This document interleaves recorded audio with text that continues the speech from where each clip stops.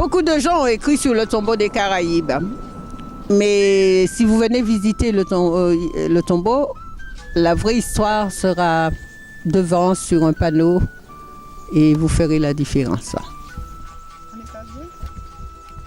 Je ne dirais pas que je suis la seule à la détenir, mais comme la vérité n'a pas besoin d'être crue pour devenir vérité, je sais ce que je dis est vrai. Les Caraïbes ne se suicidaient pas.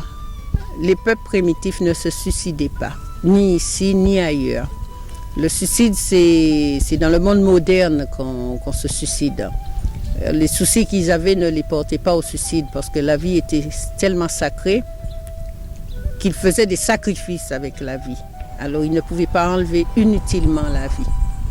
Ce qui fait que ils ne se sont pas suicidés, ils se sont sacrifiés à un moment précis où, au lieu d'être déportés en esclavage, d'être soumis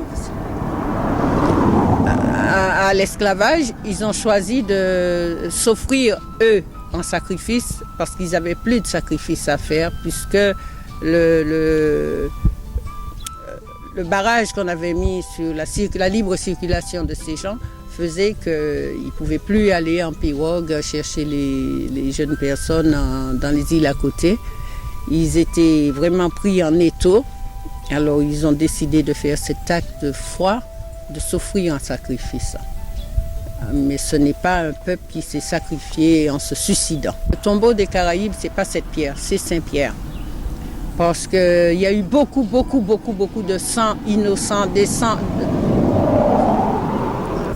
sang inutile qui a coulé à Saint-Pierre. Et c'est pour cela, quel que soit ce que l'on essaiera de faire, Saint-Pierre aura beaucoup de difficultés à redevenir quelque chose.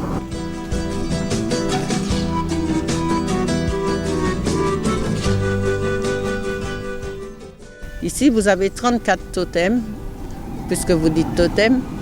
Vous avez 34 représentations, ce sont 34 gardiens. Et c'est une manière de conjurer la malédiction qu'il y a eu sur Saint-Pierre. Ce qui fait que oui, Saint-Pierre ne va pas se relever, mais on vit. Voilà. Alors il y a 34 têtes pour 34 communes pour que la réconciliation se fasse. Que ce soit la réconciliation dans le présent ou dans l'invisible. Voilà, pour cela j'ai été inspirée et guidée, j'ai obéi et je connais le pouvoir de ce lieu. Les gens ne comprennent pas ça parce que ça ne les arrange pas de comprendre.